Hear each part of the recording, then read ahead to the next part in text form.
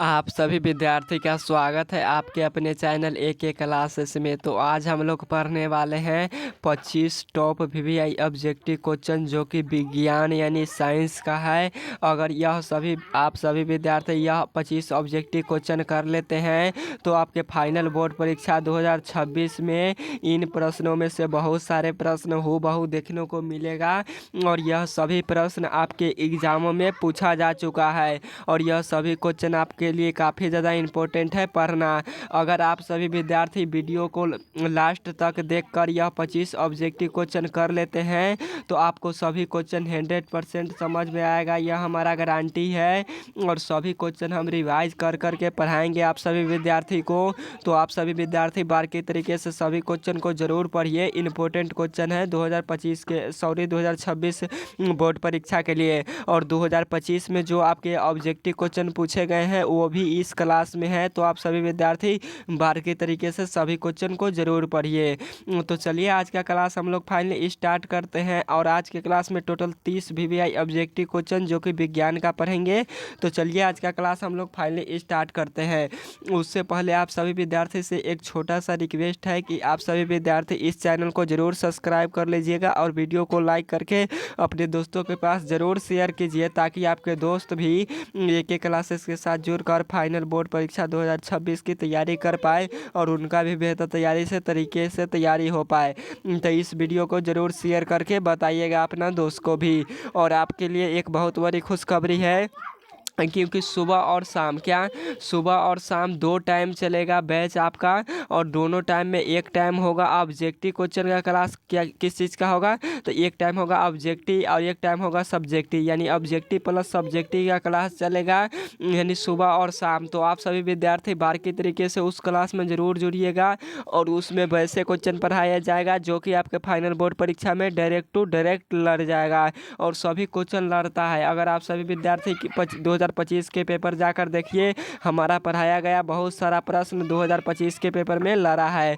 तो कितना इम्पोर्टेंट है पढ़ना। तो आप सभी विद्यार्थी एक क्लास एक्सरसाइज बारीकी तरीके से जुड़कर पढ़िए, सभी क्वेश्चन आपको 100% समझ में आएगा। तो चलिए क्वेश्चन की तरफ हम लोग क्वेश्चन देखते हैं क्या क्वेश्चन पूछा गया है हमसे। तो फर्स्ट नंबर क्वेश्चन में पूछा है किस दर्पण से वस्तु का प्रतिबिंब बड़ा बनता है। तो किस दर्पण से वस्तु का प्रतिबिंब बड़ा बनता है? तो अवतल दर्पण में वस्तु का बड़ा प्रतिबिंब बनता है। 1 का राइट आंसर बी होगा, अवतल दर्पण में वस्तु का बड़ा प्रतिबिंब बनता है। और पहले आप सभी विद्यार्थी रिवाइज कर करके सभी क्वेश्चन जरूर पढ़िए ताकि आपसे एग्जाम में सभी क्वेश्चन बन पाए और एक भी क्वेश्चन ना छूटे। तो रिवाइज करके पढ़ना जरूरी है। आपसे पूछेगा कि किस दर्पण से वस्तु से बड़ा प्रतिबिंब बनता है, तो बड़ा भी बनता है हमारा अवतल दर्पण में। और वस्तु से बड़ा और छोटा क्या पूछेगा? आपसे पूछ देगा वस्तु से बड़ा भी और छोटा दोनों प्रकार का प्रतिबिंब किस दर्पण में बनता है, तो अवतल दर्पण में बनता है। और केवल आपसे पूछेगा, अगर केवल पूछ देगा छोटा प्रतिबिंब किस दर्पण में बनता है, तो केवल छोटा प्रतिबिंब हमारा उत्तल दर्पण में बनता है। किस में? तो उत्तल दर्पण में। और एक क्वेश्चन पूछेगा आपसे कि वस्तु के बराबर आकार का क्या पूछ देगा, वस्तु के बराबर आकार का प्रतिबिंब किस प्रकार के दर्पण में बनेगा, तो वस्तु के बराबर आकार का प्रतिबिंब हमारा समतल दर्पण में बनेगा। किस दर्पण में बनेगा? तो समतल दर्पण में वस्तु के बराबर आकार का प्रतिबिंब बनेगा। और एक क्वेश्चन आपसे पूछेगा कि उत्तल दर्पण की फोकस दूरी और क्षमता दोनों के दोनों क्या होते हैं, तो दोनों को दोनों धनात्मक यानी प्लस चार्ज होता है। और अवतल दर्पण की फोकस दूरी और क्षमता क्या होते हैं, तो अवतल दर्पण की फोकस दूरी और क्षमता दोनों के दोनों ऋणात्मक होते हैं यानी माइनस चार्ज होते हैं। तो आपको ये भी क्वेश्चन याद रखना है। और समतल दर्पण की फोकस दूरी क्या होती है, तो समतल दर्पण की फोकस दूरी अनंत होता है। तो ये भी क्वेश्चन आपको याद रखना है, पूछा जाता है और आगे क्वेश्चन आएगा भी। आपसे क्वेश्चन पूछा है ग्लूकोज में कार्बन के कितने अणु हैं। तो सबसे पहले आप लोग समझिए कि ग्लूकोज का अनुसूत्र क्या होता है। तो ग्लूकोज का अनुसूत्र होता है C6H12 होता है। क्या होता है?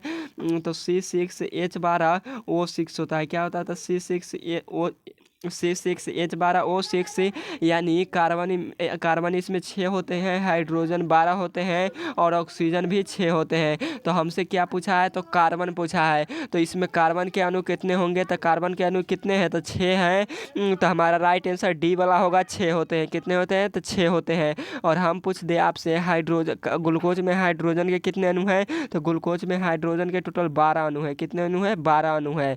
और आपसे पूछेंगे ऑक्सीजन के कितने अणु है ग्लूकोज में, तो ऑक्सीजन के 6 अणु है। कितने अणु है, तो 6 अणु है। तो उम्मीद है आप सभी विद्यार्थी को यह सभी क्वेश्चन समझ में आता होगा। चलिए देखते हैं next number question. 3 number question में पूछा गया है, पतियों में गैसों का आदान प्रदान कहाँ से होता है, यानी पतियों में गैसों का आदान प्रदान किसके द्वारा होता है, तो यह रंध्रों के द्वारा होता है। 3 का राइट आंसर बी होगा, रंध्रों के द्वारा होता है पेड़ पौधों में पत्तियों को आदान प्रदान। तो आपको क्या करना है, याद रखना है। और एक क्वेश्चन पूछेगा कि पेड़ पौधों में कौन सा, पेड़ पौधे की पत्तियां में क्या पाया जाता है, तो पेड़ पौधे की पत्तियां में क्लोरोफिल पाया जाता है। क्या पाया जाता है, तो पेड़ पौधे की पत्तियां में क्लोरोफिल पाया जाता है।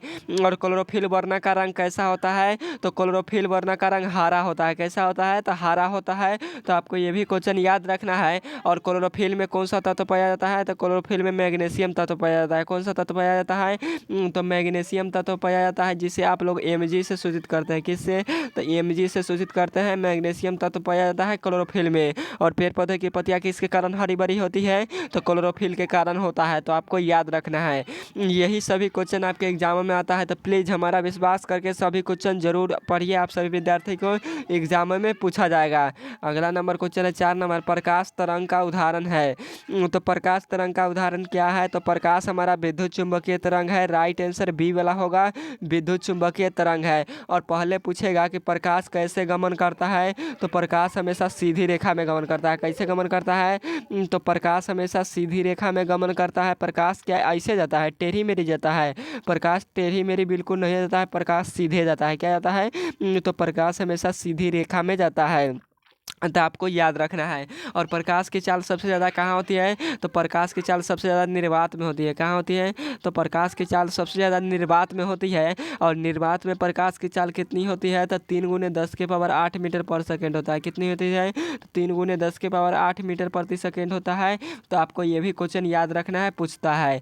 अगला नंबर क्वेश्चन है 5 नंबर, धारा मापने में किसका उपयोग किया जाता है, तो धारा मापने के लिए किसका प्रयोग करते हैं, तो धारा को मापने के लिए हम लोग ए मीटर का प्रयोग करते हैं। राइट आंसर ए होगा, 5 का राइट आंसर ए होगा, ए मीटर का प्रयोग करते हैं। और आपसे पूछ देगा विद्युत विभव, क्या पूछेगा, तो आपसे पूछेगा विद्युत विभव या विद्युत विभवांतर। आपसे पूछेगा विद्युत विभव या विद्युत विभवांतर को मापने के लिए किसका प्रयोग करते हैं, तो विद्युत विभवांतर और विद्युत विभव को मापने के लिए वोल्ट मीटर का प्रयोग करते हैं। तो आपको याद रखना है किसका उपयोग करते हैं, तो वोल्ट मीटर का प्रयोग करते हैं। तो आपको याद रखना है। और विद्युत विभवांतर और विद्युत विभव दोनों का ऐसा ही मात्रक वोल्ट होता है। तो आपको ये भी क्वेश्चन याद रखना है। अगला नंबर क्वेश्चन है 6 नंबर, एक अश्व शक्ति यानी HP कितना वाट के बराबर होता है, यानी 1 HP यानी अश्व शक्ति कितना वाट के बराबर होता है, तो यह 746 वाट के बराबर होता है। हमारा राइट आंसर क्या होगा, तो राइट आंसर ए वाला होगा, 746 वाट के बराबर होता है। और यही क्वेश्चन सा आता है, तो आपको याद रखना है। अगला नंबर क्वेश्चन है 7 नंबर, प्रतिरोध का ऐसा मात्रक क्या है, तो प्रतिरोध का ऐसा मात्रक क्या होता है, तो प्रतिरोध का ऐसा मात्रक ओम होता है। राइट आंसर बी वाला होगा, ओम होता है। जूल किसका होता है, तो जूल ऊष्मा और ऊर्जा दोनों का ऐसा मात्रक क्या होता है, तो जूल होता है। और वोल्ट किसका ऐसा मात्रक होता है, तो विद्युत विभव और विद्युत विभवांतर दोनों का ऐसा मात्रक क्या होता है, तो वोल्ट होता है। तो रिवाइज किया गया क्वेश्चन जरूर याद रखिए, 2026 के पेपर में पूछे जाएंगे यह सभी प्रश्न, तो आपको याद रखना है।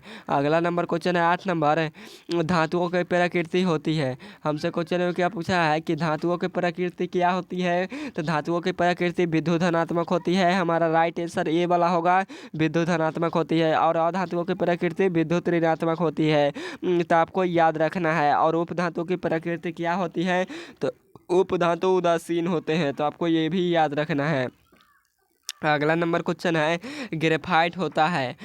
तो ग्रेफाइट क्या होता है? तो ग्रेफाइट हमारा विद्युत का सुचालक होता है। राइट आंसर क्या होगा? तो बी वाला होगा, विद्युत का सुचालक। और पेंसिलिन का निब किसका बना होता है? तो ग्रेफाइट का बना होता है। और ग्रेफाइट क्या है? तो हमारा अधातु है। क्या है? तो ग्रेफाइट हमारा अधातु है। अधातु होते हुए भी विद्युत का सुचालक है, यानी करंट इससे प्रवाहित होता है। तो आपको याद रखना है, पूछता है क्वेश्चन। अगला नंबर क्वेश्चन है 10 नंबर, क्लोरोफिल वर्ण का रंग होता है।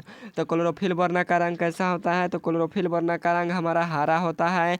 राइट आंसर ए होगा, हरा होता है। जो कि क्लोरोफिल के पेड़ पौधों की पत्तियां हरा भरे किसके कारण होती है? तो यही क्लोरोफिल के कारण। और क्लोरोफिल में कौन सा तत्व पाया जाता है? तो क्लोरोफिल में मैग्नीशियम तत्व पाया जाता है, यानी Mg। और हरित लवक को क्या बोला गया है? तो क्लोरोफिल कहा गया है। तो आपको याद रखना है। अगला नंबर क्वेश्चन है 11 नंबर, आहार नाल का सबसे लंबा भाग कौन है? आहार नल का सबसे लंबा भाग कौन है? तो आहार नल का सबसे लंबा भाग छोटी आंत होता है। और एक क्वेश्चन पूछेगा कि छोटी आंत की लंबाई कितनी होती है? तो छोटी आंत की लंबाई 8 से 10 मीटर होती है। तो ये भी क्वेश्चन याद रखना है। और मनुष्य में पूर्ण रूप से भोजन का पाचन, आपसे क्वेश्चन पूछता है कि भोजन का पाचन पूर्ण रूप से कहाँ होता है मानव शरीर में? तो यही छोटी आंत में होता है। कहाँ होता है? तो छोटी आंत में होता है, यानी पूरी तरीके से भोजन का पाचन। तो आपको याद रखना है। और आपसे पूछ देगा भोजन का पाचन शुरू कहाँ से होता है? तो भोजन का पाचन शुरू होता है हमारा मुख गुहा से। कहाँ से होता है? तो मुख गुहा से होता है। तो ये भी क्वेश्चन आपको याद रखना है, पूछता है। अगला नंबर क्वेश्चन है 12 नंबर, एक लिंगी पुष्प का उदाहरण है। इनमें से कौन एक लिंगी पुष्प है? तो हमारा पपीता एक लिंगी पुष्प होता है। राइट आंसर ये वाला होगा, पपीता हमारा एक लिंगी पुष्प होता है। बाकी सरसों और अड़हुल यह दोनों के दोनों हमारा द्विलिंगी है, यानी उभयलिंगी है। एक लिंगी किसे कहते हैं? तो वैसा जीव जिसमें केवल एक ही जनक भाग ले, या तो नर या तो मादा केवल एक ही जनक भाग लेता है, उसे एक लिंगी कहते हैं। जैसे केचुआ हो गया। और द्विलिंगी किसे कहते हैं? तो वैसा जीव जिसमें दोनों लिंग उपस्थित हो उसे वैसा जीव जिसमें दोनों लिंग उपस्थित हो उसे कहते हैं द्विलिंगी। तो द्विलिंगी में कौन सा आ जाता है? तो केचुआ आता है, जोंक आता है, स्पंज आता है। क्या आता है? तो जोंक आता है, केचुआ आता है। यह सभी के सभी द्विलिंगी होते हैं। और एक लिंगी कैसा होता है? तो एक लिंगी हमारा कौन सा होता है? तो एक लिंगी हमारा जीव होता है बैक्टीरिया हो गया, अमीबा हो गया, पैरामेसियम हो गया। ये सभी एक कोशिकीय जीव यानी एक लिंगी होता है। तो आपको याद रखना है।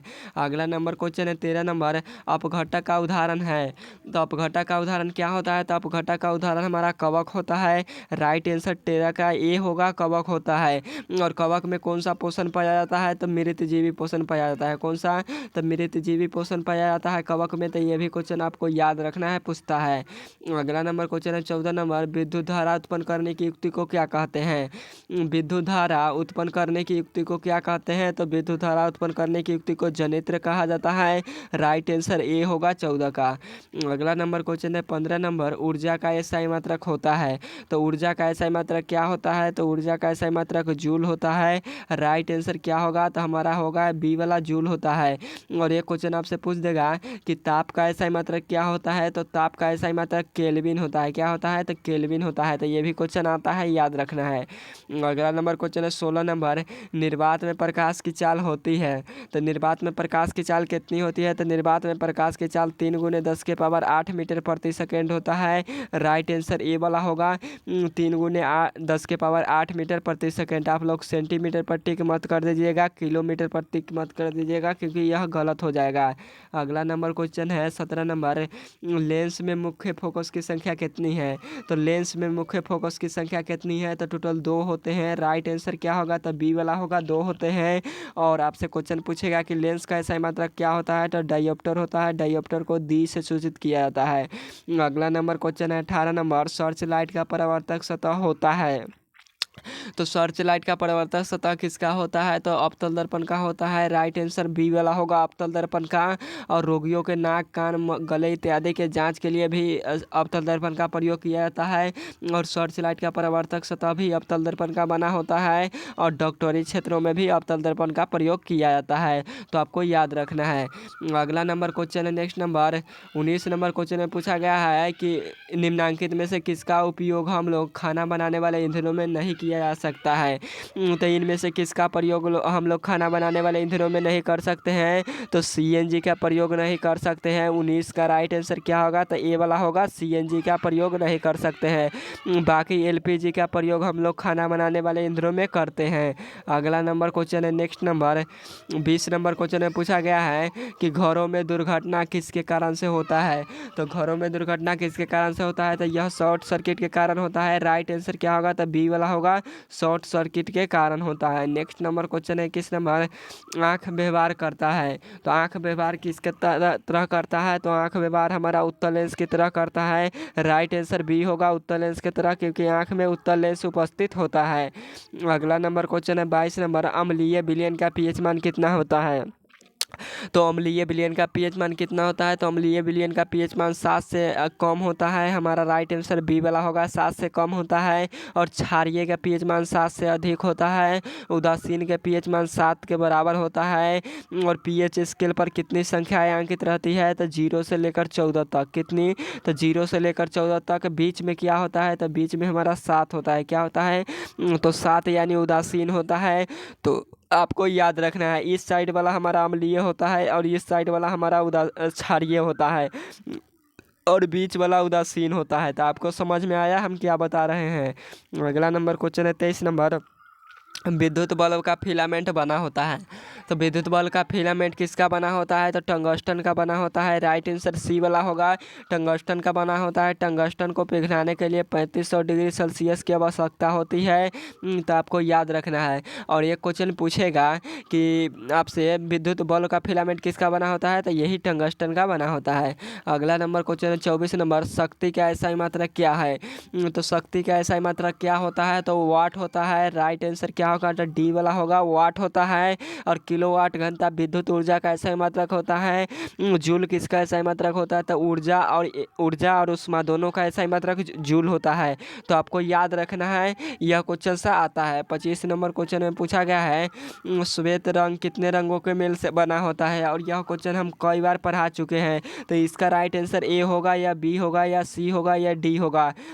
आप सभी विद्यार्थी इस क्वेश्चन का आंसर कमेंट बॉक्स में ज़रूर बताइएगा। तो आज के क्लास में 25 ऑब्जेक्टिव हम लोग पढ़ते हैं, फिर पढ़ेंगे नेक्स्ट क्लास में। तो ओके बाय, फिर मिलेंगे नेक्स्ट क्लास में, बाय।